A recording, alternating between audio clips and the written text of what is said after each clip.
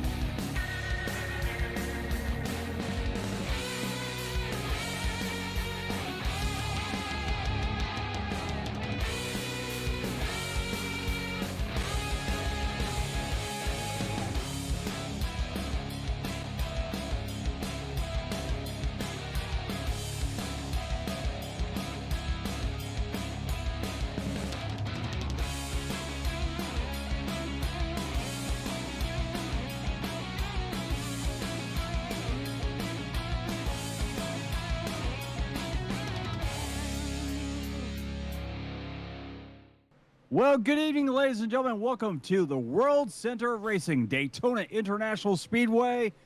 It's Randy Pepper alongside my good friend Nick Adams here at the World Center of Racing. What is happening there, Nicholas? Oh, man, Randy, we're in for it tonight, my friend. We're here at the beautiful Daytona International Speedway. It's the only good thing about Daytona. No, there's two things good about Daytona. The other thing is the Guitar Attic is located at 1672 and a half Ridgewood Avenue, just north of Flomish, and beautiful Holly Hill, which is part of Daytona. That's the only two good things in Daytona. Everything else involves meth, cocaine, and gas. But otherwise, and COVID. But otherwise, ladies and gentlemen, you're here tonight for 70 laps of absolute chaos. I was gonna say chaos, but I think the correct word that I'm looking for is carnage. Pandemonium? Carnage. Carnage is what I'm looking for, perfect. because I think that we're going to see a lot of it tonight. You're looking right now here in the pre-race at 4 drivers going around the track, getting a little bit of drafting practice in. The drafting practice really started in the last 10 minutes. Myself and Randy have been here since 2 o'clock this afternoon, since gates opened, so we could get ready for this beautiful event here tonight. And for the last 45 minutes to an hour or so, it's been single car runs, but now the drafting, getting in the pack, seeing if any of the updates to the drafting package for the Xfinity cars really changed anything, is happening right now out on the track. Yeah, we sat here for a long time. About the only action we saw was Matt Humphrey walking across the track looking for cars, but Humphrey didn't see anybody, so he went back to his office here at the track, and that was about it. Yeah, I didn't see anything when I took a walk down about what in the world is happening with this broadcast. More pandemonium is already breaking loose. That doesn't look right at all. Give me a second, folks. Okay, there's nothing wrong with the broadcast. It was just my screen being funny. I thought we were stuck on like 8x8 video instead of 16:9. I was very concerned, confused, and, well, messed up a little bit. Well, that wouldn't be good. That would not be good at all, baby. Oh, man. I'll tell you. If that man does not become the AEW World Champion in the next year, they are missing out on so many opportunities.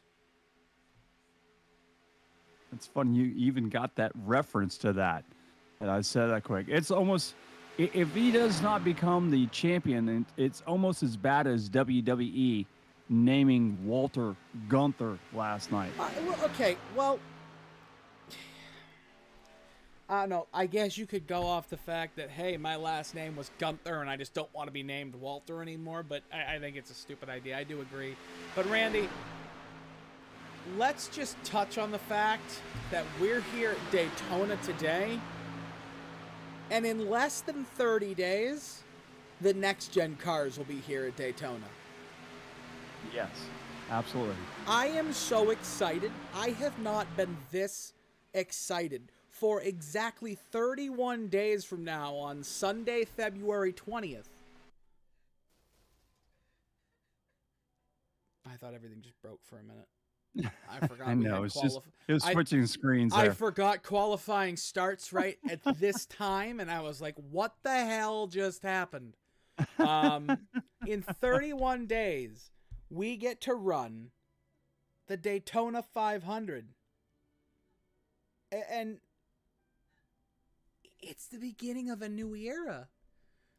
It's the beginning of the next gens. And from what I was able to see in testing, it's the beginning of tandem drafting again. It could be, yes. I'm so stoked for that. Yeah, it could be. I like the tandem drafting. I thought that was a lot of fun to watch. Whether it's going to be that type of tandem racing, I don't think it'll be able to be that. So. I don't think it'll be able to be 2008 tandem with the car tomorrow. And the reason is because the radiators are so damn small. Yeah, I mean, you're going to burn up. They are so much smaller than they were last year. I mean, you're going to have troubles in this new car just staying nose to tail in the draft for 5 or 6 laps. So you're going to have to see that little bit of gap that they're going to have, which is going to help reduce the speed, which is what they want for safety. But when they hook up, and they'll be able to hook up for like the last lap, the last 2 or 3 laps of the race, that's when you'll see it. Those things are like 9 miles an hour faster than anything else when they are hooked nose to tail, one car in one. And it was weird because I was watching it, and it doesn't work with 3 cars. It doesn't work with 4. Because Penske tried to get all 4 of their cars in a row in tandem, and it didn't work. It didn't work. But they broke 2 of them off, and they blew by the pack in front of them. It was crazy to see. And yeah, it was fun to watch for sure. There's so much aerodynamic that I don't know behind why it doesn't work with 4 guys. I mean, I'm going to guess it has to do with mass, and you're moving this amount of mass through this amount of air, and the car in front is punching a hole that's wide enough for this amount, and blah, blah, blah. You have to be going this much, and everybody has to be going the same speed, and it's probably much easier to get the forces to go the same way when you're just 2 cars. But I don't understand it, nor do I pride myself on being a mathematician. Or a scientist. I understand drafting, like the idea of how drafting works, why it works. I could explain that to you, but why the tandem works, I still don't understand why it only works with 2 cars. Because I would think if you could get 4 cars lined up just like that, logic says it should work better, but science and math says it doesn't. Yeah. It's just weird. It's a weird thing. I don't get it. It's going to be fun to watch. I'm looking forward to it. It's going to be a lot of fun. That race will be a lot of fun to see. Good move I will be at the track for sure for that one. Yeah, Tyler Dalton right now fastest on the track. He brought it down below the yellow line. Actually, look at that. Did you see Tyler Dalton actually has the same exact time as Yoakum has. Randy Yoakum has the exact same time. Yes, yeah, it's thousandths of a second. I mean, that's kind of what you're expecting here in qualifying. And the reason we're not really commentating on qualifying the way we normally do is a lot of these guys are on their first laps. So I don't want to sit here and say this guy's on provisional pole, this guy's on provisional pole, because it's going to change 20 times. Yep. As we're starting to get through the second laps, we'll start going through here in about 35, 40 seconds of these pole times. And right now, Tyler Dalton is on his provisional pole because he's done 2 laps. Everybody in the top 10 has now done 2 laps. So the provisional pole is kind of shaping up where we thought it might. Everybody outside the top 10, though, currently hasn't done their second lap. So kind of just waiting. We anticipate this top 10 is going to be shaken up quite a bit by the time this thing ends. Yeah, and the other thing is like we don't really have a guess for pole because Ghostfire Media, weren't able to get them at their first Super Speedway race at the beginning of the season because we were in the finale of the AOL TNT series. And there goes Daniel Falkingham up to 5th. Yeah, and that's all he's going to get. That's going to be qualifying, except for this one driver here, Joseph Burgess, who is finished his first lap and killed it on his second lap. He shut it off. That's your top 20. We'll go through here in a minute on exactly what's going on here around the racetrack. But, Randy, we didn't talk a lot about, what our thought processes are for tonight. But you want to give them your picking points really quick? Yeah, so tonight, Daytona is a beast of its own. You want to make sure that you find a dancing partner, first of all. And you want to make sure this guy has lots and lots of trust in you. And For you the first dance with him 69 laps. Yeah, for the first 69 laps. When you get to lap 69, it's throw the gloves off and just go for it and see where you land. Maybe you're going to make it through, maybe you're not. So that's the main thing that you really want to work at. There's no tires. You're not going to save tires. There's probably no gas strategy in this thing as well. That's, normal things that we look at when we're looking at a short track or a mile and a half. Those do not count at Daytona. The main thing you're just looking at is trying to find a partner to dance with the whole entire race. Everything else, it's just secondary. Would you agree? I would agree.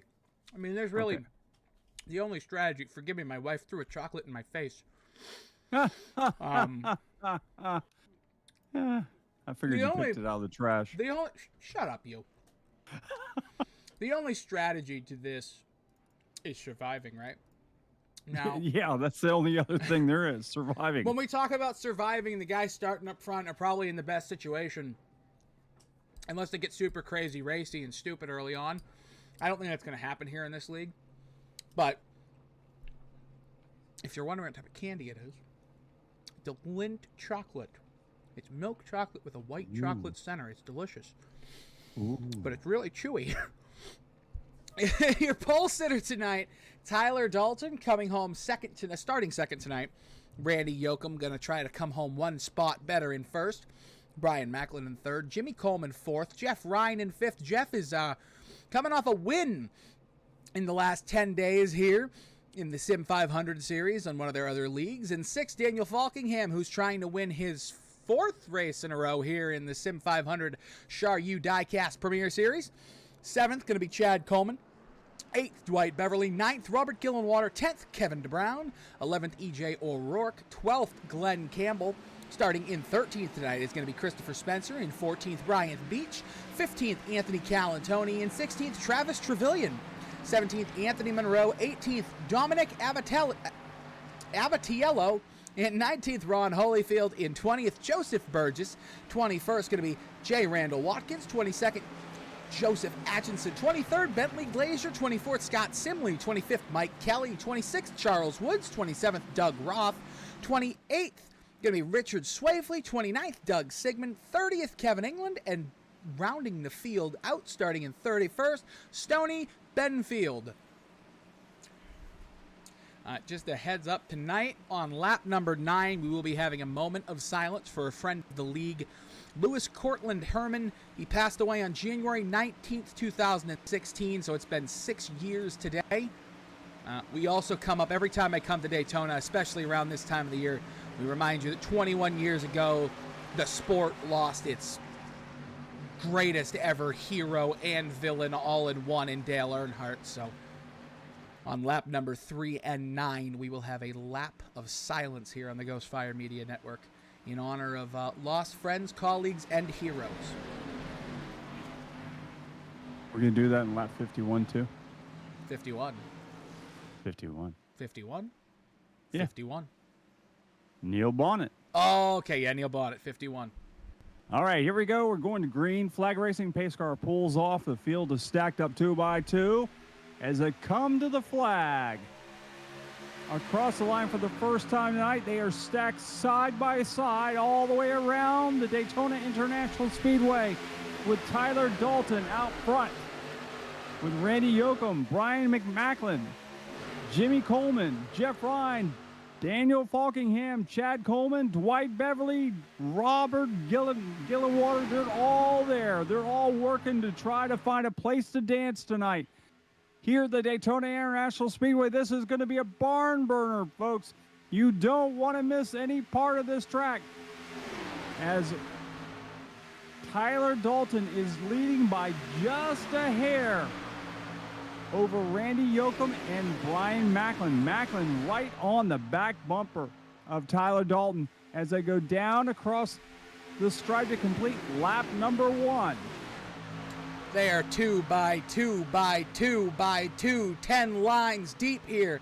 The top 20 all under a blanket, the entire field under a blanket. 26 race cars out in the track so far. That's what started the race. And man, oh man, Tyler Dalton got the jump at the start. He was able to stick right in front of Brian Macklin, was able to hold that lead as we come down the backstretch for the second time this evening. As we have that outside lane, the number 8. Randy Yoakum trying to take the lead with help from the number 54, Chad Coleman. But that inside lane is trying to battle back here. They're tight. They're pushing each other on the exit of 4. Down the front stretch they go. Leading lap number 2. Tyler Dalton still leads by just a half a car length over Randy Yoakum. Yoakum trying to get a run, side drafting off him as they go into turn number 1. They'll go down into turn number 2 with Falkingham getting on the radio saying, keep the card off the wall there, buddy. So already had a little chat between the drivers, but look at the back end of the number 8 of Randy Yoakum. He's got a 54. Jimmy Coleman pegging him all the way around the track, giving him good push as they work off of turn number 4 and back to the line. There's big loose out of 4. There was 4 lines. They're 3 wide now. Back for about 10th, 11th position there. You got Tommy Ryan in the middle. On the outside, E.J. O'Rourke. On the inside, Robert Gillenwater in the black car. They're 3 wide now off into turn 1. That outside lane, the 2-car tandem is coming here. Here comes the 93, Kevin DeBrown. 3 wide through turns 1 and 2. What a drive. They are already getting a little bit antsy out there. They want to lead early. They want to lead often. They think they're safer up front. Look at the run off the top of the track by DeBrown. DeBrown with help from the 41 of E.J. O'Rourke. O'Rourke giving him, whoa! Oh, they're going to wreck. They're going to wreck. Oh, how did they save that? How did they save that? The 3 comes back up the track. The 54. They're going to wreck. Here they go. In the front stretch. The big one. Here we go. 5 laps in. 6, 7, 8 cars involved. Big damage for the 4. Holy schmoly. We're 7 laps in here. Not even. Hold on. Let me get that up. We're 5 laps in. We've already had the big one here at Daytona. It was coming. I mean, you knew it was coming. Unbelievable. When Ryan got a little loose, went off the track, he came back up the track, and he just collected Jimmy Coleman. And Coleman got loose, and just from there, it just became a total mishmash of drivers everywhere. Let's see if we can see how many drivers had damage. Daniel Falkingham, big damage to the back of his car. Number 48, Brian Beach, looks like he got through that. Scott Simley looks to have a little bit of damage. Here comes the 68, doesn't look to have any. Mike Kelly doesn't look to have any. Kevin England looks to have a little bit. Bentley Glazier's definitely going to have some. There's the number 30. Where is he? Here's the number 38 of Chad Coleman. Some serious damage on that car. Here's the number 4, Robert Gillenwater. He's got some pretty severe left side damage. Now, we've got a lot of damage on some of these cars out in the track, folks. And I'll tell you what, just a shame. Yeah, and really early on, and a lot of aggressive driving early on. I don't think a lot of those drivers expected it to be that early. See if we can see. It started with the 3. He comes up the track just a little bit. The 54 was sideways. The 54 actually got hit in the right rear by the 39. That's what kicked this off because he had to check up. And, I mean, he had to check up so quickly. The 39 really didn't have anywhere to go. He got in. Yeah, let's see if we can see it one more time here. If this will... Back it up. We can back it up a little bit more. Come on. Come on. Yeah, the 39 got into the 54 as he had to check up, and that was pretty much the beginning of the end for a lot of cars there. It was only 6 cars, really surprising in front of this entire field that only 6 cars got involved in that. We have a plethora of cars coming down pit road, though. And whilst we do that, ladies and gentlemen, we're going to take a commercial break. We're going to hear from our friends over at the Guitar Attic, and we'll come back and talk to you about the Sim500 Sharue Diecast combination here on the Ghostfire Media Network. Hi, I'm Randy from the Guitar Attic. Can we be serious for a second? Are you tired of being a loser? Can't do anything right? Feel like everyone's coming down on you all the time? Well, there's a way out, and I'm going to show you. Hey Mom, look what I learned. That's right, pick up a guitar, learn how to play guitar. Automatically you're going to become a chick magnet. The ladies are going to love you. Your kids are going to think you're cool.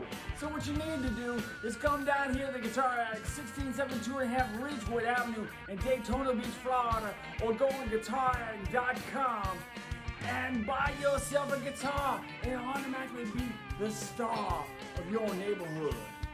That's guitarattic.com.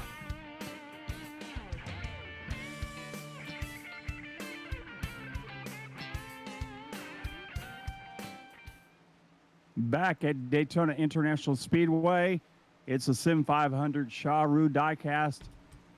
70 laps around the Daytona International Speedway tonight.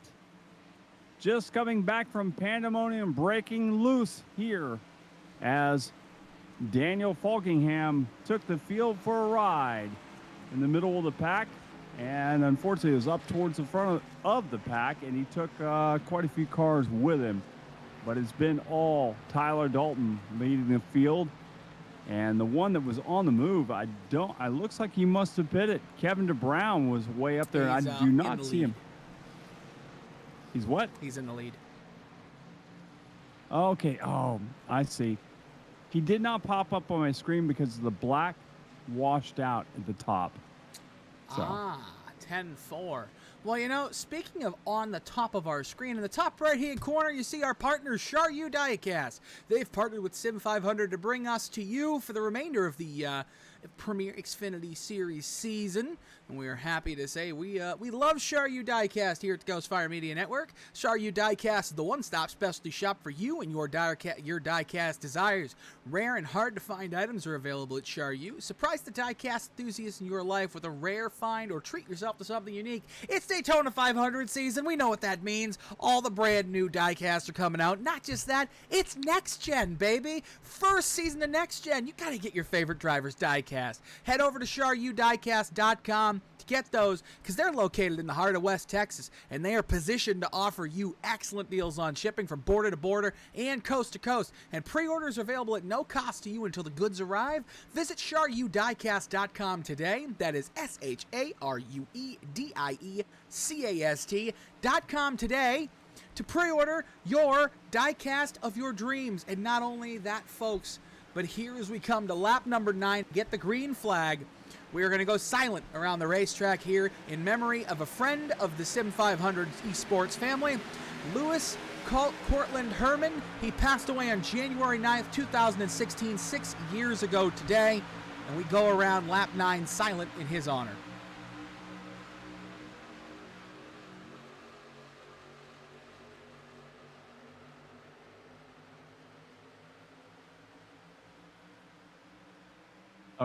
Okay, that's fine.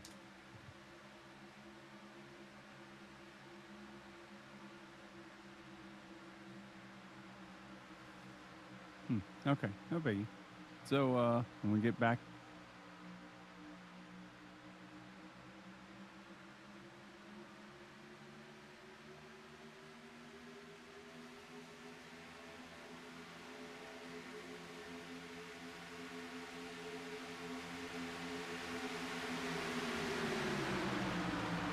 lap number 10.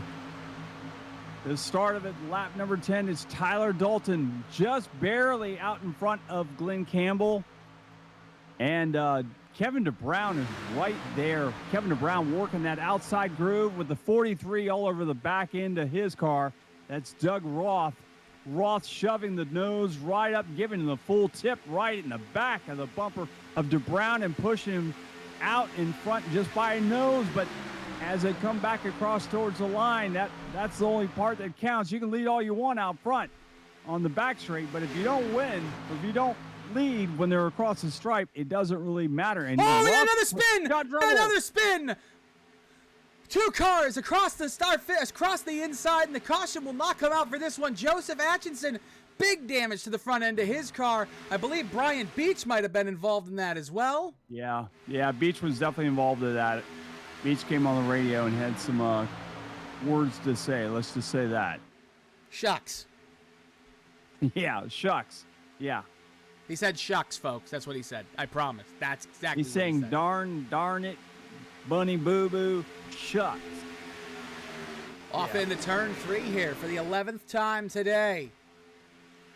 Through 3 and 4, you see Kevin DeBrown trying to hold that lead on the exit of turn 4. Here they come, side by side, the outside lane.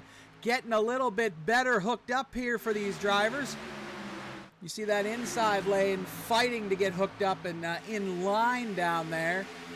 3 cars now on the outside. E.J. O'Rourke, the number 43 of Doug Roth, and the number 93 of Kevin DeBrown. Toyota, Chevy on the outside.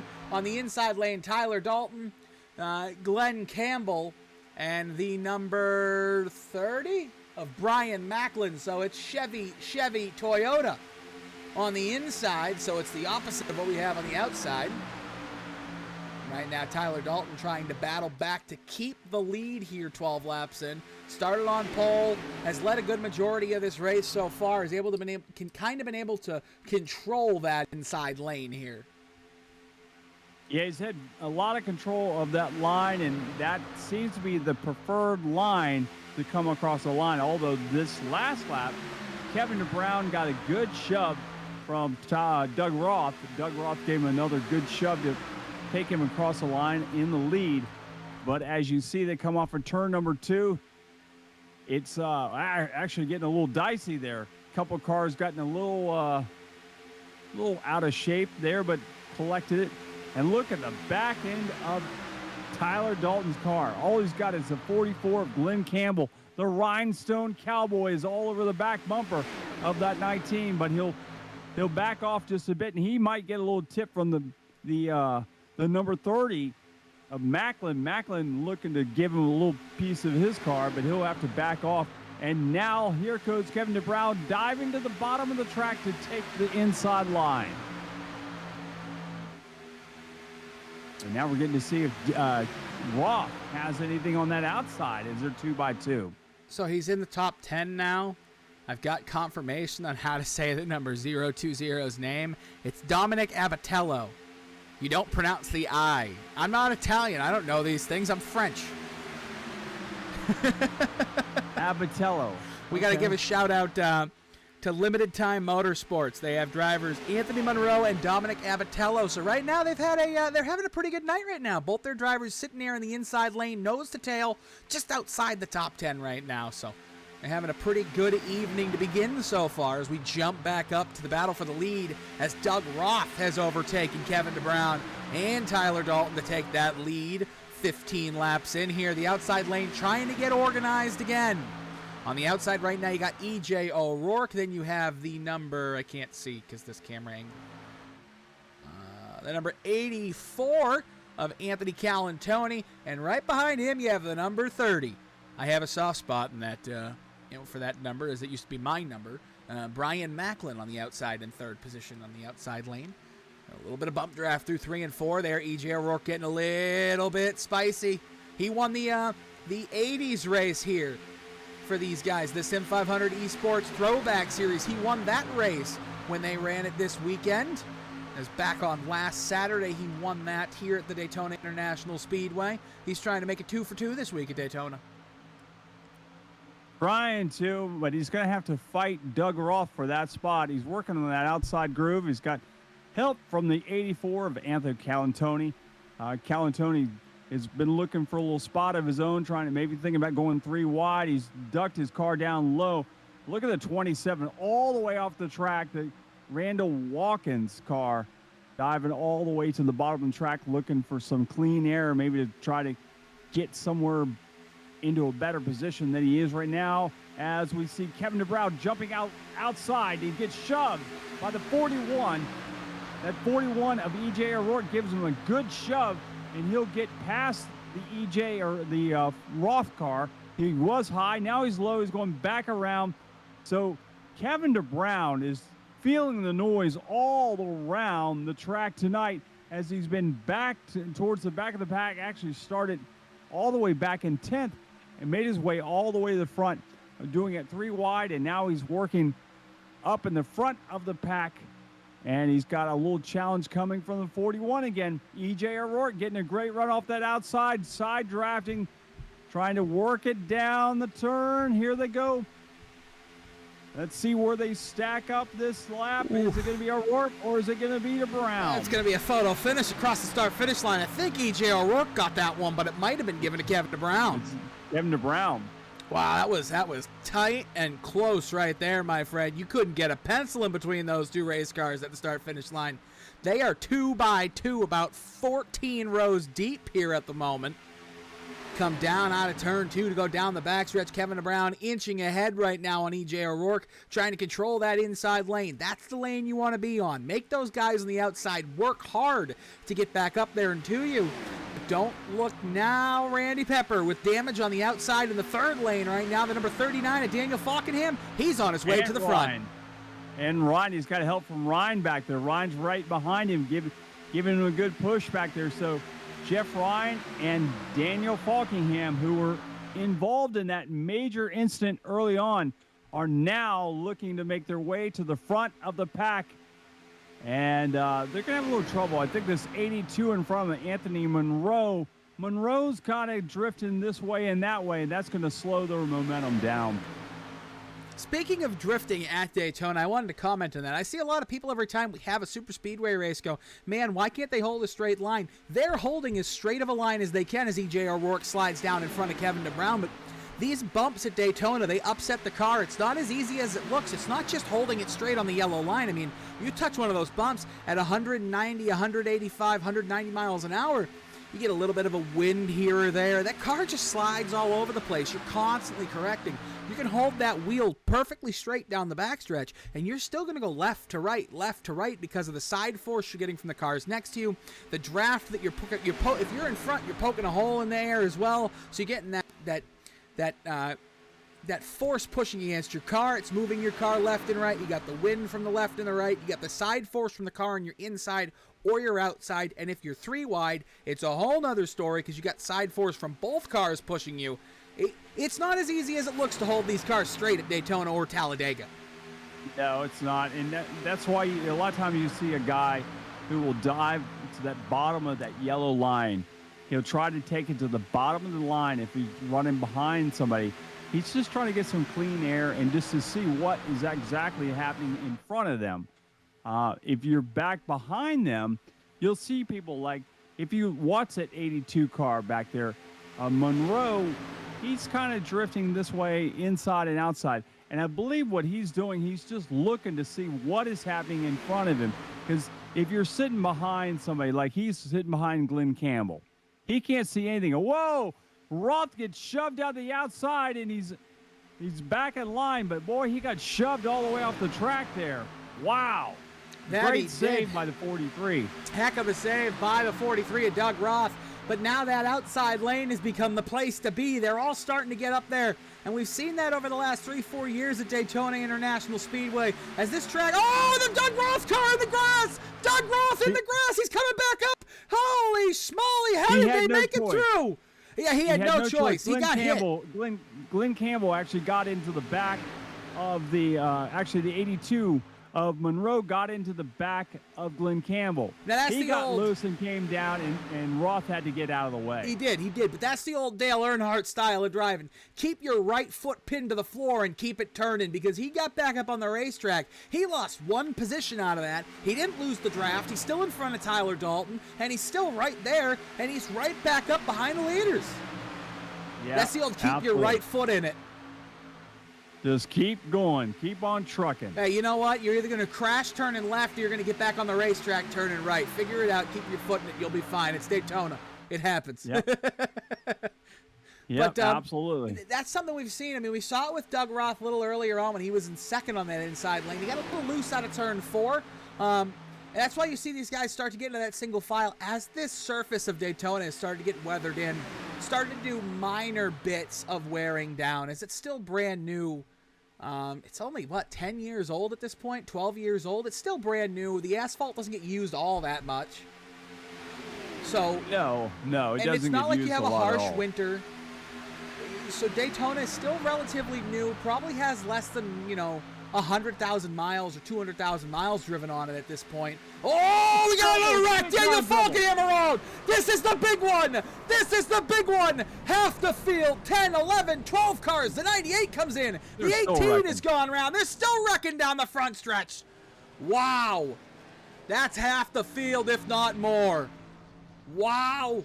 I don't know what happened. We're going to find out. It looked like Falkingham just got loose. And he may have, because he doesn't have the back end like a lot of these guys did. So he might have just had the air taken off the back of the spoiler. I'm not really sure, but when I saw him spin, it just looked like he was by himself. Let's take a look. Start with Randall here, Jay Randall.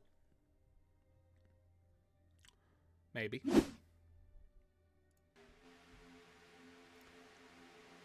And we didn't get a lot of knowledge from that view. Let's try this one. Oh, Daniel Falkenham had a little bit of a run. He had to check up, it looks like, maybe. Let's see from here. All right, he had a little bit of a run on the car in front of him, which was the 92. Got into that left rear, and I think he got it from the back at the same time. Yeah, Tyler Dalton was getting a big push from the 3. And when he had to check up, the 19 had nowhere to go, then the 3. And I mean, just look at this cluster behind him up in front of him. It's just everybody. See if we can see a better angle from here.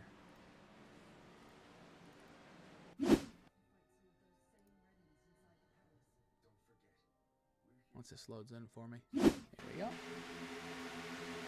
Yeah, you just see it. I mean, once it started. So that was earlier. Why did that one come up? Forgive me, folks. Technical difficulties over here.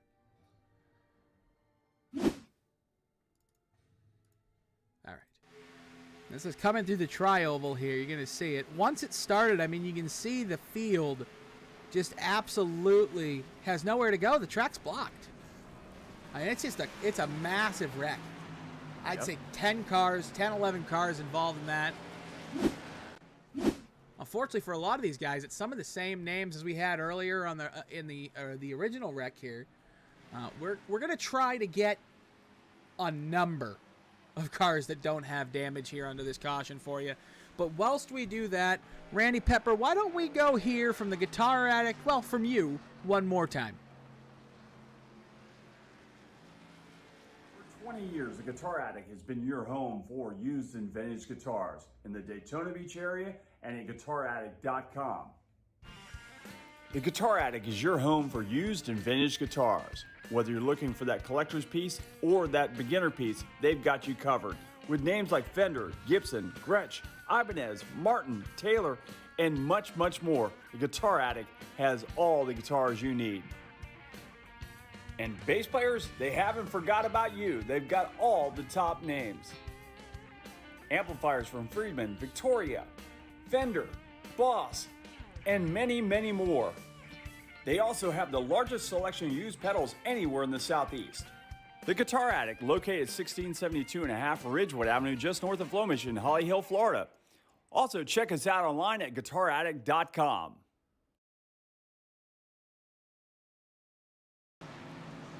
Back at Daytona International Speedway after carnage just broke loose right in the middle of the pack. And right now it's Anthony M. Calantoni leading for the first time tonight. Brian Macklin is in second place. E.J. O'Rourke runs third. Fourth is Kevin DeBrown. Fifth, Anthony Monroe. Scott Simley runs in the sixth position. Seventh is Dominic Abatello. And Ron Holyfield holds down the ninth position. And 10th, it's going to be Richard Swavely. It's Swavely. Swavely, Swavely, whichever. Whatever you want to say.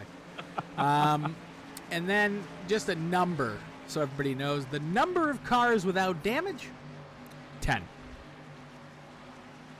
Wow, Nope, I was 9. right. Exactly 9. right. It's 9. 9, okay. I said almost 10 in the break, so I was close.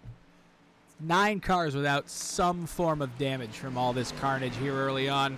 We're about halfway around this race. We're halfway through about this race here.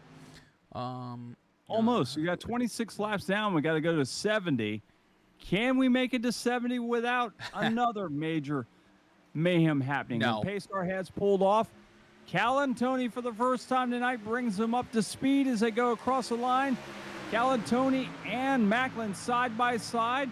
Inside group getting a little better run as who's that right there?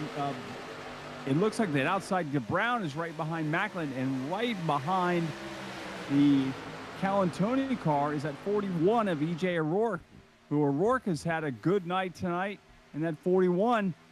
And we'll just have to wait. Now we're getting to see some cars that we haven't seen all night running towards the front right now. The 12 of Scott Simley starting to show himself as he's running in that sixth position and starting to catch the pack.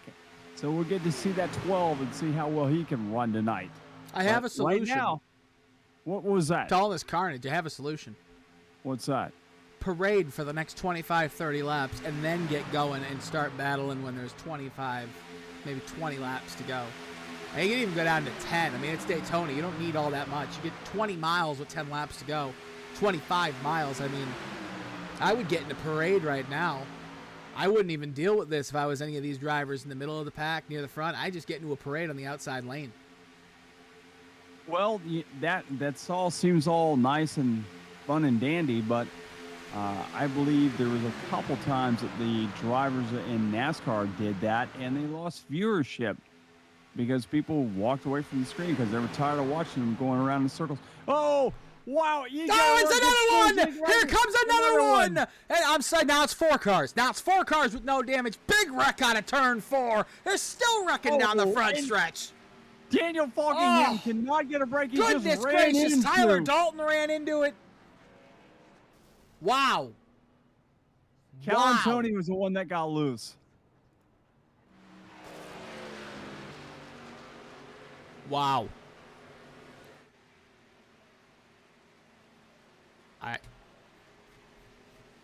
Wow. They are. Let me just tell you this. If you could hear what I'm hearing right now over the chat, if you're running in like the Jesus League or something like that, your ears would be burning. Holy. This is unbelievable what I'm hearing here. So typical Daytona. Typical Daytona. See if we can find out what happened here. 4 cars remain. Oh. What happened here? Why did that happen? Oh, goody. I don't think we have a replay of what happened. Oh, no. That is... Yeah, no, we don't have a replay of the cluster of whatever that was that happened.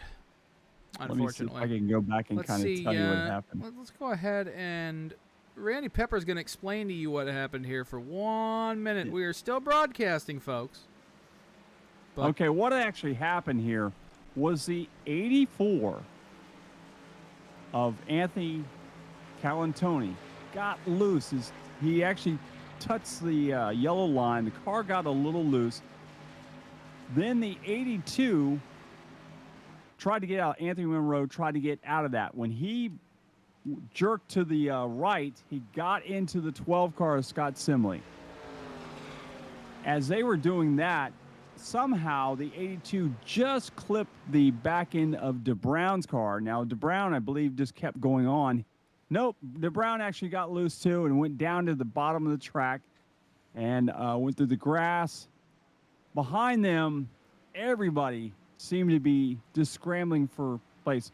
The one that I could not believe tried to get out of the way was the Falkingham car. He went all the way down towards the pit lane to avoid everything and still collected Calantoni once again. Unbelievable. Let's just say that. They were everybody, it seemed like everybody was just scrambling for a place to go. Macklin just came on the radio and said, I think we are running out of cars to wreck. Well, that I will agree with. Okay. Now we're good. Apologize for that, folks. Just wanted to get some of the foibles we had going on here tonight fixed. Yeah, Randy Miokum was involved in that as well. Tyler Dalton was involved in it. Unbelievable. So the guy leading right now is Doug Sigmund. Yeah, Doug Sigmund in the number 04. The classic Kevin Harvick inverted GM Goodwrench paint scheme. I think he ran that in like 04 a few times. Beautiful paint scheme. I love that paint scheme. I always did. I didn't like much about Kevin Harvick, but I liked that paint scheme. That's funny. Guy's not that nice. Depends on the day. He's kind of a jerk. Yeah. Sometimes he is and sometimes he's not. I have actually seen the bright side of him. No, he's not. Not all the time. But there's a bright side when he's sleeping? No, actually, I can tell you a time when I was at Daytona, walking around the haulers, looking for T-shirts. The T-shirt, the carnival, where they have all the T-shirts and Diecast stuff for stuff. He was in one of them, in the GM Goodwrench one, and I was walking around with my daughter. My daughter was only about 2 or 3, something. She was about 3. She could walk, and he just said, "Oh, she's so cute. She's so cute. Oh, she's like the most beautiful little kid I've ever seen." And really liked her. He goes, "Can I give her candy?" And I said, "Sure." And he gave her candy. So what you're telling me is Kevin Harvick walked up to a random child and gave the child candy? No, we were walking. We were actually whatever light you were trying to pull. He was in the hauler. We were just looking at T-shirts. Whatever light you were trying to paint him in, you didn't paint him in the right one. Well, I know, but I'm just saying he was actually nice. And can she have some candy? So he was in the GM Goodwrench car. Your daughter was 2? She's about 3, probably. All right. She was how 3, old is she was now? Walking. She's 20 now. All right, so that was 18 years ago. 18 years ago, Kevin Harvick was nice. Now he's just a jerk. Sorry. He's not Denny Hamlin. There's nothing wrong with Denny Hamlin. Oh, dude. Don't even get me started with Denny Hamlin. I was just, me and a buddy of mine that works in NASCAR, we were talking about some of our least favorite drivers, and both of us agreed that Denny Hamlin and Kyle Busch are the 2 worst. Oh, there's nothing wrong with Kyle Busch. Yeah. All right. Here we go. Back to Green Flag Racing as Doug Sigmund, for the first time, will lead them across the stripe under power. And he's just pulling away from everybody. What is going on? Is everybody just got that much damage that he's just able to pull away? As he's out by 1, 2, 3, 4 car lengths over now the 41 of Anthony Monroe. He's got a great run. He works on the outside. They're going to be side by side for the lead. Off of turn number 2, down the back straightaway. Sigmund is starting to fade. Yeah, he got too big of a jump. He did. He got too big of a jump. And now they're 3 wide. 3 wide for second and third as 2 cars have got together. The 44 car of Glenn Campbell and Mike Kelly. Mike Kelly has been silent the whole night, but now that number 2 has come alive. And Glenn Campbell, the Rhinestone Cowboy, takes him across the line to complete lap number 34. 44 comes alive. Big damage in the back end. But alive, and E.J. O'Rourke, he came down, he squeezed him. E.J. O'Rourke got on the brakes a little bit, let him in. That could have been another big one. Glenn Campbell could have been going for a ride. Yeah. Holy moly. These guys need to calm down. There's still 35 laps left to go, guys. Chill it out. Too much, too young, too fast, too early. This is when you wish the whole field was smoking pot. They need something. Chill.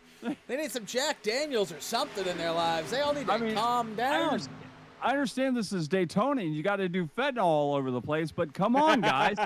let's there's another part of the city where they just sell nothing but pot, and at least buy some pot that side of the city. Randy Pepper can say that. He's from Florida.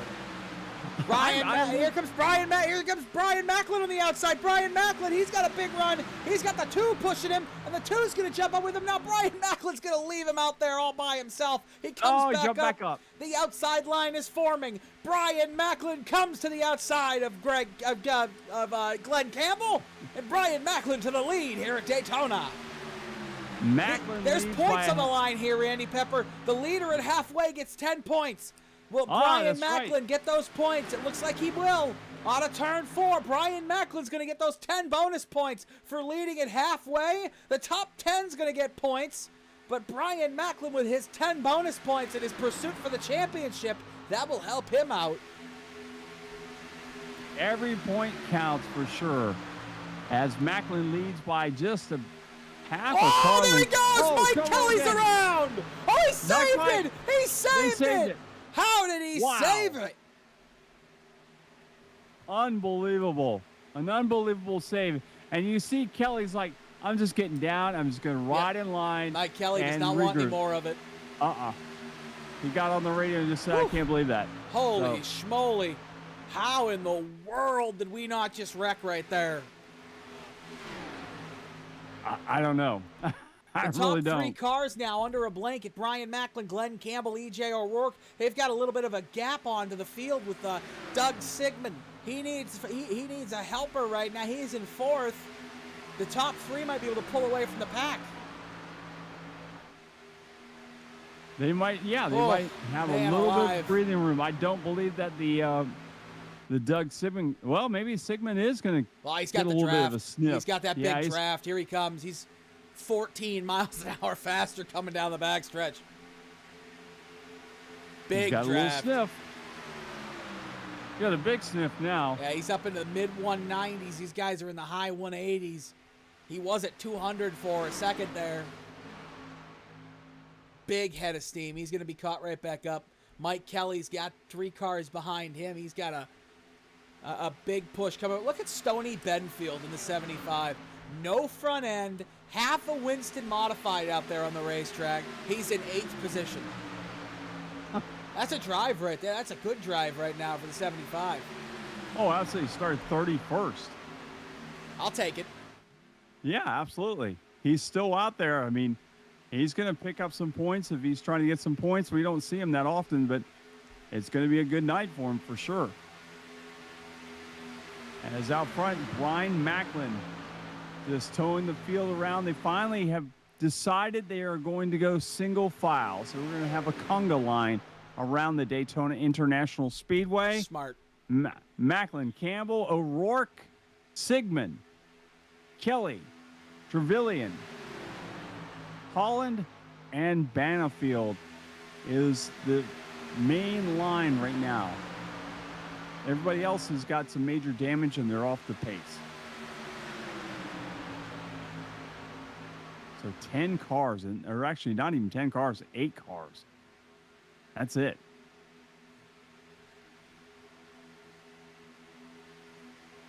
They are. We're still hearing lots of chatter going on with the drivers.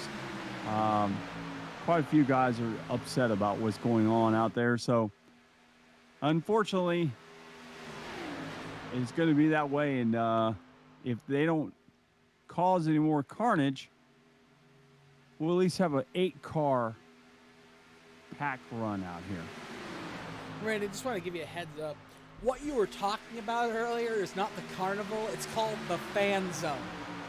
Well, no. We used to call it the carnival zone.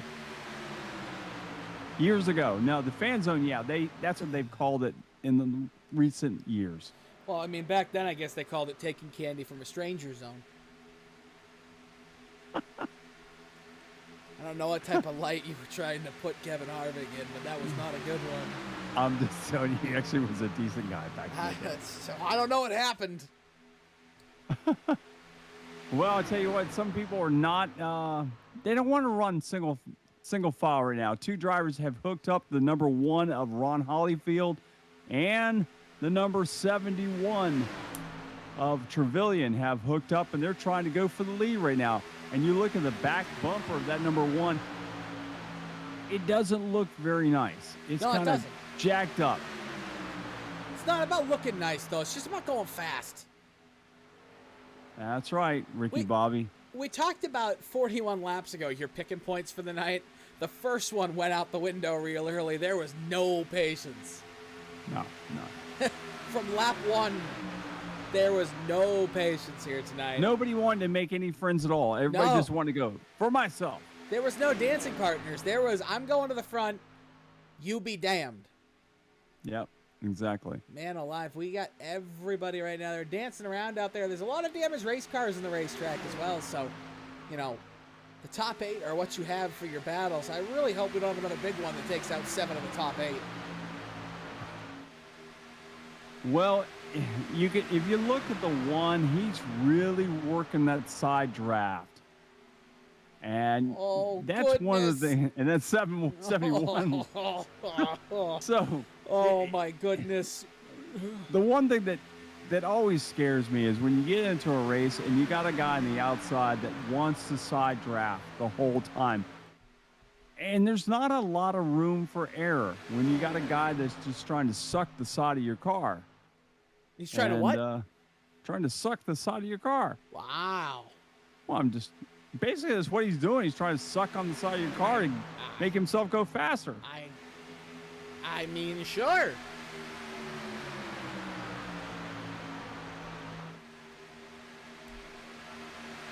I mean, I don't know what's worse, that or pegging the back end of the other cars. Holy schmoly. I'm just saying, it's one or the other. And speaking of that, it looks like the 71 is doing just that to the number 1. Giving him the tip all the way, and he's going to push him out to the front. And what's he going to do? He's going to leave him out to dry. Oh poor man, guy. Travis Trevelyan, he's going to go backwards. He's going back to 8th. He's going back to 8th. And now he's going to be nice again. And now Brian Macklin's coming on the inside. Back to the lead goes Brian Macklin. And Travis Trevelyan stuck on the outside right now with his friend, his only friend right now. Ron Holyfield. Holyfield at least got back up there and tried to help him again. I guess he felt bad. That Kodak car, it's so nice. It is a nice car. The Ernie Irvan throwback. Or the Sterling Marlin throwback. Or the Rick Wilson. Rick Wilson used to race that car. Actually, he was the original driver in that number 1. And then after that, it became Ernie Irvan, and then Sterling Marlin took that ride.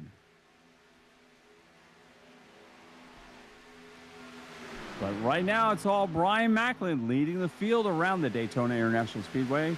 Glenn Campbell is running second. Third, E.J. O'Rourke. Then Ron Holyfield is running that outside groove. And then you've got behind him Sigmund and Trevelyan. As well as, 3 wide there. Oh, my as they try to go goodness. around that slower car. But, man, that was a little dicey there for a second. Trying to shorten my lifespan. Mine, too. I'm old. I can't handle this, guys. They are trying to shorten my lifespan. Trevelyan almost got in the back. 71 almost got turned.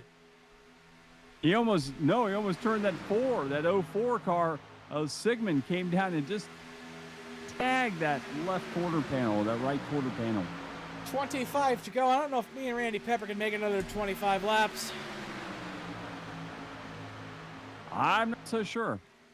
I have no idea. You know what you need to do? We got a little time.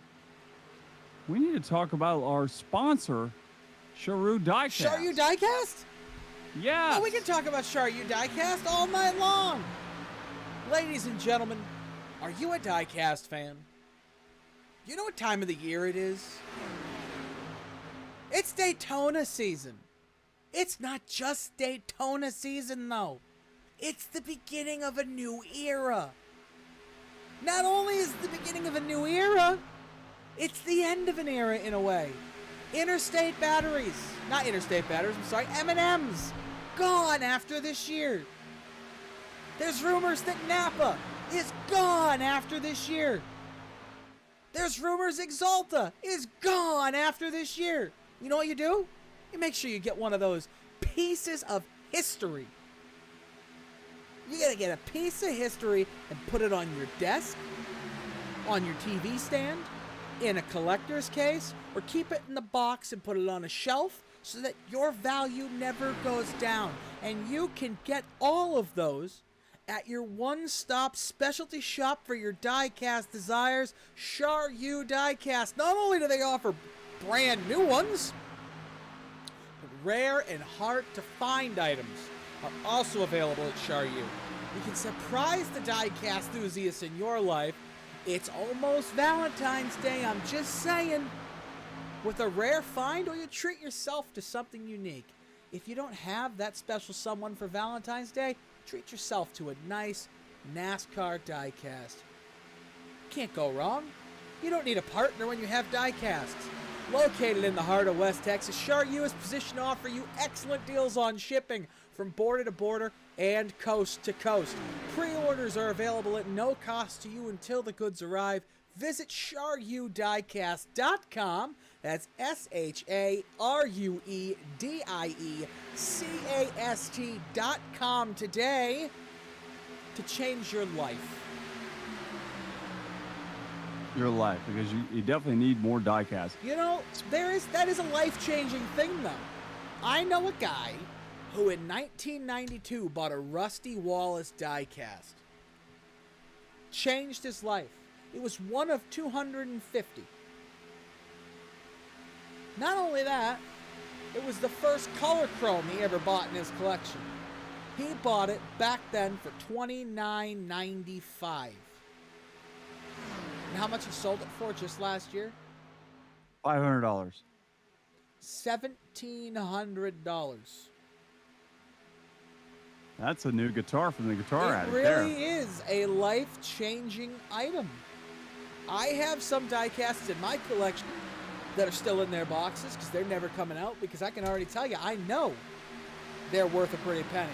And on my desk right here to my left, I have a limited edition, employee-only, Lowe's Power of Pride 2002 Jimmy Johnson Rookie Year Charlotte Motor Speedway machine with the 02 Chevy NASCAR template, 2 sets of tires, and a jack that goes under the car. They don't make them like that anymore, though. No, they don't make them like that anymore. So what do you? Okay, speaking cool. of diecast, let's talk about the future of diecast. This coming year, which car do you think is going to be the most collectible car being made this year? I think it's probably going to be Kyle Busch's M&M's primary scheme. And the reason I say that, M&M's has been in the sport for upwards of 30 years now, or close to it. Mars has been in the sport for almost 30 years. And for them to announce before the season that this is their last year, this is their final go, even if you're not a Kyle Busch fan, if you were an Elliott Sadler fan, or you were a Bobby Labonte fan, or even a Terry Labonte fan, because he was sponsored by Mars with Pedigree, you're gonna get that. E.J. O'Rourke with a big move. Look at that, to the lead. He went bottom to top to bottom, and E.J. O'Rourke just showed everybody how it's done, and now the number 41 is in the lead. Wow. But I think it's going to be move. I think it's going to be that machine. I really do because of the history, right? Like I don't think it's going to be because of Kyle Busch. Kyle Busch has enough haters that it won't be because of him. I like Kyle. It's taken a long time for me to start to like Kyle, but I finally understand what he's about. But I think maybe Chase as well, because of the rumors that it's Napa's last year. If it is, in fact, Napa's last year, that's a sponsor that's been in the sport since the early 90s. Yeah, but I think the most collectible car is going to be Brandon Brown's Let's Go Brandon car. That will never get made. Yes, it will get made. No, watch. it won't. And you watch. It's too much money on the table, You know why dude. it won't get made? I want to get made. Because NASCAR's not going to let it on the track. It'll go on the track. Trust me. One way or the other, that car's going to go on the track. No, it won't. It won't. NASCAR has a staunch anti-political stance in their sport. But they're not it's a company. But that's why the loophole is working, dude. Because it's a company. It's a legit company, just like Sprint. You know and what's all going to those happen, other right? companies. You remember what happened when Sprint was in the sport and they said AT&T can't be here or we'll pull out as your title sponsor? Right. Yep. Coca-Cola, Geico, Nationwide, Xfinity, one of them is going to say, if you let that on the track, we're going to pull out. Guess what will happen? That car will never go on the racetrack. But if it does, for very good reason, that car should never go on the racetrack. No, it shouldn't. I agree. But if it does, it won't, because Coca-Cola, Sunoco, one of the primary Big Five sponsors of NASCAR, will say, get out of here or we're leaving. And do you know what NASCAR's not going to do? Give away $400 million in revenue a year with one of those big sponsors for a little tiny Bitcoin company that's probably going to be out of business in 6 months. Maybe so. I'm just saying, if it does, I'm just saying that car will be the one that everybody will want. Why? Let's be honest. What we're saying right now. Let's be honest. Why that car? Let's be honest on why that car would be popular. I don't care. All I'm saying is, if it does, you asked me. We're talking about. I said about collectible. You said what was going to be the most collectible. You said Kyle Busch and Chase Elliott for those reasons. I'm giving you the reason that if this car does get made, it will be the most popular car. Yeah, because there's 27 million irrational morons in this country. That's why. It won't even be those people buying it. It'll be everybody, because everybody wants the most collectible piece that you can buy. You know what? I'll buy one. The most collectible I'll buy piece. one just to burn it. I would just for that, because I think down the line this car could be like, if there was anything that was controversial, it's just like the Hoosier car that was made, that they actually put Hoosier on a Jeff Bodine car. And they were supposed to be Goodyears, but there were Hoosiers on that car. That car became very collectible because of that. So it would be the same exact thing. If this car gets produced, people, you need to order it now and get it, because this is going to be the most collectible car in a long time. Just because of the whole thing, it'll be gone.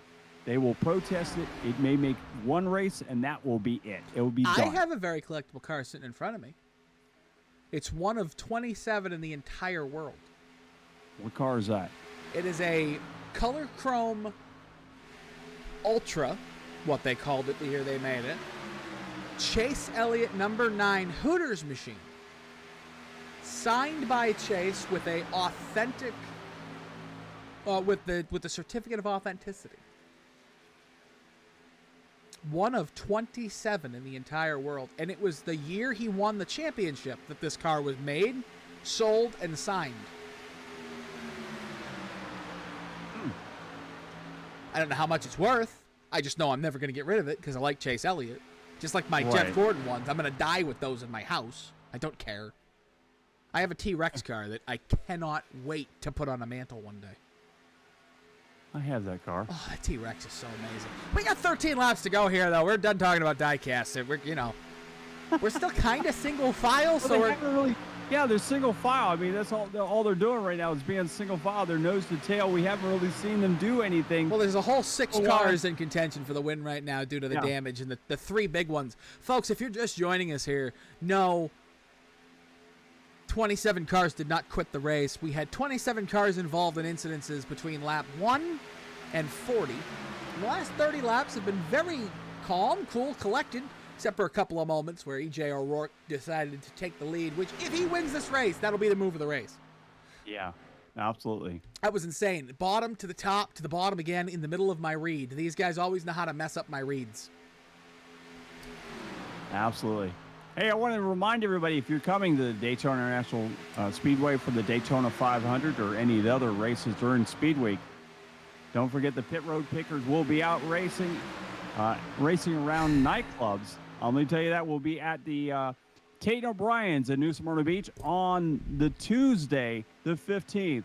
Then Wednesday, the 16th, we will be at the First Turn. So if you want to come out and see and meet one of the NASCAR superstars, Pat Patterson, who's the singer in the Pit Road Pickers. He's a friend of the podcast as well.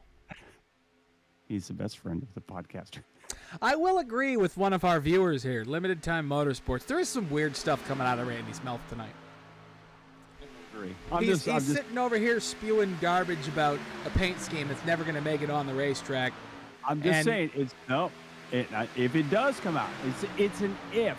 If it comes out, I'm just saying, you got to collect it. Any diecast company worth its weight in gold is not going to sell that car. Because they're going to alienate half of their current population that buys from them. You know what? I'm going to say you're wrong about that. All that paint scheme does is breed, like, discourse. It doesn't do anything. It doesn't actually do anything. I will tell you the number one selling guitar strap in the country right now. I can only imagine that it's some baloney, ridiculous, stupid guitar strap with the dumb name to it. It's the number one selling guitar strap for some reason, but hey, I have one just because I know it's going to be collectible one day. Let me guess, it says FJB on it? Absolutely, that's it. Yeah, of course it does. Morons. Well, it sells really good. That's all I care about. Morons. And maybe one day it'll be worth money. I would, I'd love to have some other stuff that would sell as good as that. So will somebody's arrest warrant one day when we make copies of it. Sell it. I'll put that thing right on my wall. I will. But you know what's great? You know what's funny about the funniest thing about the whole thing? What do you think's on the side of this thing? What's the biggest word it says on it? Made in China. That's why I said they will make it. They don't care. They will make it. Anyways, folks, we're 62 laps into this whole thing. E.J. O'Rourke is your leader. Brian Macklin is running second.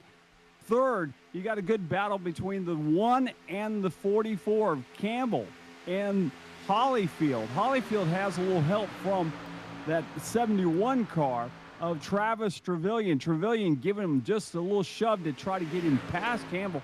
Campbell's has no damage on his car. At least I don't think he does. He might have a little back-end damage as well as the 1 does, but I can't really tell from this angle. There's not a single car on this track, I don't think, that has no damage, except maybe the 30. I think the 41 even has a little bit. Yeah, the 1, the 44, the 71, they all have damage. The 04, the 30, and the 41 don't. I think they're the only 3 cars on the track with 0 damage. I know the 71 knocked the wall down with his right side in one of those wrecks, so that thing's probably handling like junk. It's probably why he's not able to pull up on the outside. Well, 63 laps down. That also puts them at a disadvantage on the outside, right? With Ron Holyfield, because these cars, they struggle to line up when they're clean and they're straight and they're to the templates. The front bumpers don't line up if it's not the make of your car on any of these cars. But for Holyfield to have that right side pushed in so far, the 71 cannot hook up with him. And he can't make it airtight like you'd want to be able to tandem up to the lead, because these Xfinity cars can tandem. but you need a flat rear end surface on that, and he doesn't have that with the 1. It's got a big chunk of that right rear pushed in, probably 3-4 feet, which doesn't allow him to have that, surface where that front bumper can adhere and really stick. So because of that, I think that, Holyfield's really at a big disadvantage, and so is Glenn Campbell.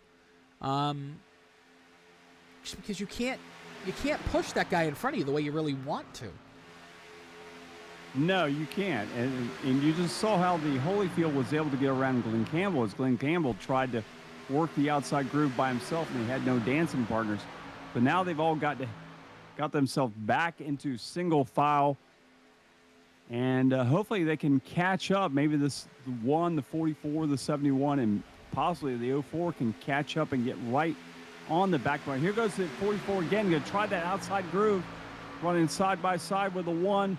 Campbell on the outside, Holyfield down on the bottom, and they've got to go around once again with one no of the slow damage. Cars of Simley. They touch. They stay straight, but holy moly, they're trying to kill us up here. Yeah, every time they decide to go 2x2, they come to a slower car running the outside groove. It seems to upset them where they lose their momentum. And they just kind of lose their talent for a second. I'm not really sure why. The 04 of Doug Sigmund seems to have no damage, but he's hanging back, or he just can't get a big enough draft. So he might... Let me look here. He actually does have some hood damage. So the 04 Doug Sigmund's also in a rough position. I mean, it's going to make passing these two guys in front. If Brian Macklin and E.J. O'Rourke stay nose to tail, which is what Macklin looks like he's doing right now, it's going to be almost impossible for anybody to pass them. Macklin's going to have to pull out for anybody to even think about being able to pass these two, just because of E.J. O'Rourke has a flat rear bumper. So if Brian Macklin decides he wants to stay there, even if the 3-4 cars behind them get together and start pushing, and they start punching a hole in that outside lane, all Macklin has to do is make that airtight gap between him and E.J. O'Rourke, and they can just pull away because they have the ability to do that. None of those people on the outside can do that. Well, only a couple laps remain here at Daytona National Speedway. We will find out if anyone does have anything for O'Rourke, and if anybody is going to decide to work that outside groove to make something happen. Now, if a caution comes out, it changes this whole race. I don't even want to say that word. If a caution comes out now, I mean, they have 2 laps. If a caution comes out before we get the white flag, we will go for a green-white checker. And it changes the whole complexion of this race. You know, if anything's going to happen, it's going to happen right now, because this is the time to make some Here comes moves. the 44. And there goes the 44 of He's got Campbell. Sigmund behind him. Sigmund's got a really flat front end, at least. He can push the 44. As you can see, he was trying to really hook up with him, but he just can't because of that damage on the rear end. You try to get pushing on that back bumper, and your car just slides off the rear bumper to the right side, and you go up the track. It's just unfortunate. That's exactly what's They're happening. gonna have to swap, because Sigmund has a clear and flat rear end.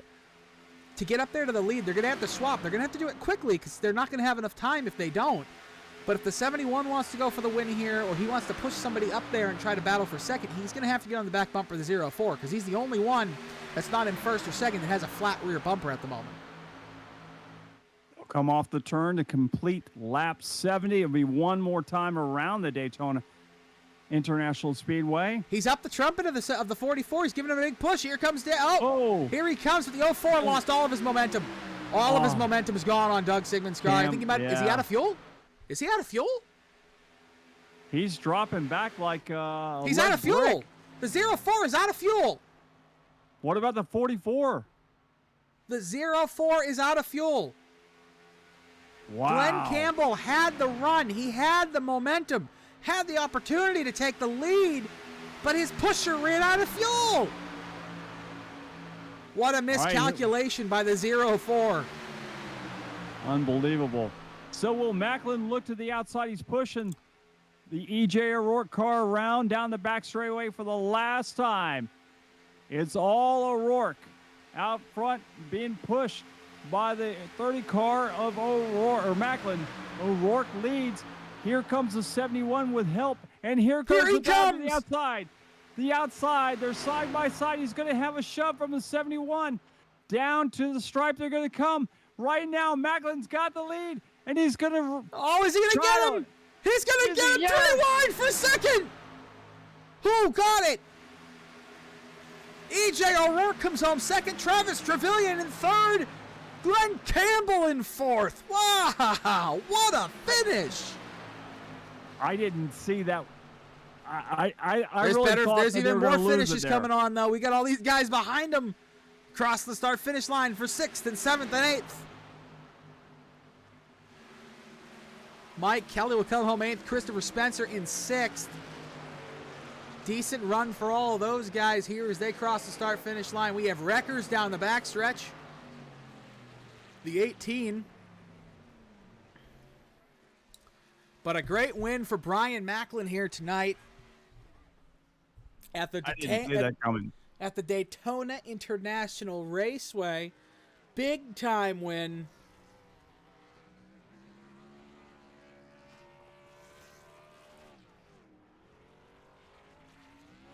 All right, so that'll do it for racing here at Daytona International Speedway with Brian Macklin, your winner tonight in the Sim500 Sharue Diecast League. And Go ahead and good to see that we have different people up front. We see Macklin, O'Rourke, Trevelyan, who we never see up front, Glenn Campbell, who runs pretty strong usually, but not to the front like he was tonight. Ron Holyfield, haven't seen much of him. Christopher Spencer having a good run tonight. Jimmy Coleman having a good run. Mike Kelly not having the night that we usually see him, finishing 8th. Stoney Benfield, who started 31st, ended up 9th. Not bad for the guy. So, and then 10th was Doug Sigmund. Sigmund actually led a lap or two, so not a bad night for him as well. Okay, let's see if we can get our 3rd place finisher in here, Travis Trevelyan. Let's see if I can find him. I'm blind, I can't find him. So we'll talk to our 2nd place finisher, E.J. O'Rourke. E.J., it's Nick and Randy up in the booth. You got a copy, good sir? Yes, sir. Well, that was a looked like a mid-2000s Daytona race out there tonight. You looked like you had it there as well near the end. You know, what happened there at the end? You just get a little loose out of the corner, or? Yeah, I tell you what, there's nothing worse in this league than losing to Brian Macklin. I have probably finished second to him 17 times in this racetrack. So yeah, I mean he's sitting in the catbird seat there at the end, and you get the run, and that was it. I was a sitting duck out front. So Macklin usually runs really good in this league, evidently. Yeah, I'd consider him one of the best up there. Okay, so this is our first season actually calling the races, so we're not really familiar who's really the restrictor plate king. So he definitely schooled you there at the end for sure, and we thought you had it there. Yeah, unfortunately, the Gary Mercer Trucking Personal Comfort, Papa Sadler Chevrolet just couldn't hold the lead up there. He had the run behind him, and I just, I could have blocked him. I could have done something dumb, but I really thought Ron Holyfield down there in that Kodak Chevrolet would have been able to get to me. But yeah, it is what it is. Another second this week. Not a bad run. I mean, anytime you finish top 5, it's always a good run. I agree on one point. I just losing to Brian Macklin is one of the worst things that could happen to me. So you really don't like the guy, or is this I absolutely love the man. I just hate losing to him. He's my buddy. Okay, all right, okay. I was like, is this guy for real or what? Sometimes you just don't know. So, all right, so it's just a rib at the guy. Absolutely. All right. That was a good run either way, Randy EJ. all scared. I was like, man, really, gloves are coming off. Nah, Brian's a good guy. I don't see every time I get in a race with him at Daytona, it's always him getting past me in the last corner every time. Well, good run, man. I appreciate it. Thank you guys for broadcasting. I can't wait to go back and look at it. It was a. Let me just say, you guys ran their single file for so long. We just talked about Diecast for a good part of the race there. So, not nothing that you guys could have done. You guys are just, I mean, just single file. So, just avoid that whole part and fast forward towards the good stuff there. Yeah, absolutely. I hear you. All right, EJ. Well, thank you, sir. We'll see you next week. Maybe we'll be talking to you again. I appreciate it, man. Thank you so much. That was EJ O'Rourke, driver of the number 41 Chevy Camaro. We're going to pull in the winner here tonight, Brian Macklin. Brian, it's Nick and Randy up in the booth. Get a copy, good sir. Yes, sir. How you doing tonight, man? Oh, I'm living the dream. I'm living the dream. It seemed like a mid-2000s Daytona race tonight. What happened out there? We talked about in the pre-race here in the broadcast about patience. Patience was going to be key, and there was none of that. Yeah, honestly, I'm not really sure. For anybody that has been a part of Sim500 over the last few years, super speedway racing is usually one of the cleanest forms of racing that we do. Generally speaking, we have a lot of green flag racing. We've had so many of these races that go caution-free the entire time. So tonight was definitely an oddity. I don't really know what was up with that. I don't know if there's a full moon tonight or not, but it definitely was wild. Actually, Brian, I was going to tell you that. It's a full moon tonight. That's what it is. Well, there you go. So everybody just was out of their minds because of that. But well, you took advantage of it. Your 4th Daytona win in this league, and your 49th career win in the league. So, yeah, I should have went with you, man. I didn't know what to do. Just never know what to do in those situations. Yeah. So EJ and I are good friends. We've been teammates for a long time, and he wanted to try to win this race, and he jumped out into the lead, and he thought he had it under his own control there at that point. But he actually did me a favor by taking the lead when he did, because I didn't want to be the leader coming to the line. You're at such a disadvantage because the guy in second place can do exactly what I did, just push you out and then wait to the last second and pull out and get a run on you. And I got lucky that I had help from I don't know who was driving it, but the blue 71 car. Got it behind me and pushed me and gave me the run I needed to get to the line, and it worked out. That was Trevelyan. Yeah, I seen them coming, but I just don't. I didn't know it's a split second decision. Now, I'm thinking, do I stay down on the bottom? I just never know what to do, man. So if people don't know, we've got Ron Holyfield is in here with us too as well. So you guys can't see this, but that's what's happening. Brian, Ron Holyfield is in here, kind of giving his take of what happened out there at the last few laps. Yeah, I was trying that outside. I just didn't have enough energy. I had damage on my car. Didn't have enough energy, even with the 71 pushing me. I couldn't quite. I could have took the lead at one time, but I didn't want to leave him hanging out because he had helped me get up there. So, like I said, man, it's just a lot of fun, though. A lot of fun. I was wanting it, but just won't go happen. Nick, you got anything left? No. Nick? No. Okay. All right. Brian, you got anybody you want to thank?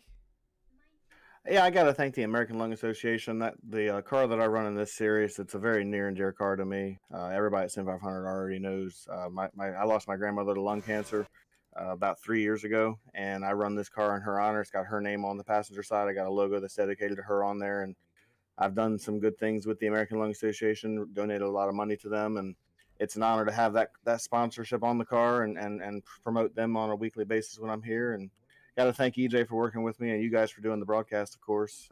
It's fun to go back and watch these things, and this is certainly going to be one I'll be going back and watching tomorrow.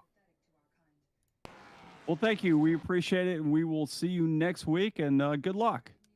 Have a good one, guys. All right, and Mr. Pepper, I think we'll go down the list here really quickly of our 4 cars that finished the race. It was a fantastic race out there tonight. We want to thank everybody for showing up, everybody for watching. Once again, the Ghost Fire Media Network, the Sim500, Sharue Diecast, Xfinity Premier Series, official results. Coming home with the win here tonight, Brian Macklin. In second, E.J. O'Rourke. Third, Travis Trevelyan. Fourth, Glenn Campbell. Fifth, Ron Holyfield. In sixth, Christopher Spencer. Seventh, Jimmy Coleman. Eighth, Mike Kelly. Ninth, Stoney Benfield. 10th, Doug Sigmund. 11th, Doug Roth. 12th, Dominic Abatello. 13th, Bentley Glazier. 14th, Kevin England. 15th, Anthony Monroe. 16th, Scott Simley. 17th, Robert Gillenwater. 18th, Joseph Burgess. In 19th, you're going to have Daniel Falkenham. 20th, Anthony Calantoni. 21st, Kevin DeBrown. 22nd, Tyler Dalton. 23rd, Randy Yoakum. 24th, Richard Swavely. 25th, J. Randall Watkins. 26th, Jeff Ryan. 27th, Dwight Beverly. 28th, Joseph Atchison. 29th, Brian Beach. 30th, Chad Coleman. And 31st, Charles Woods. Mr. Pepper, you want to take us out from the Sunshine State? You've been listening to the Ghostfire media broadcast of the Sim500 Sharue Diecast Leagues race at the Daytona International Speedway. I'm Randy Pepper alongside Nick Adams. Until next week, we'll see you here on the Ghostfire Media Network. So long from the Sunshine State. Thank you for watching iRacing on the Ghostfire Media Network.